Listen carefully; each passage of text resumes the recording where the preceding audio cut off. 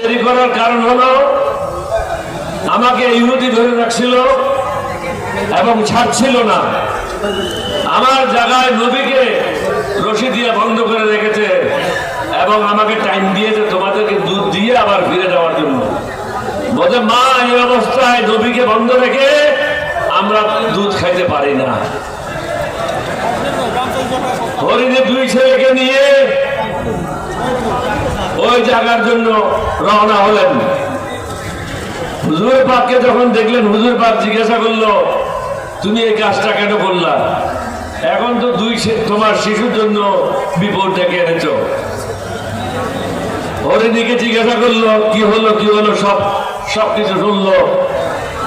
ইহুদি আশ্চর্য হয়ে গেল, হরিণ কিভাবে ফিরে আসলো। আমার এখানে বলার উদ্দেশ্য হচ্ছে, নবীর কথা পশু বুঝ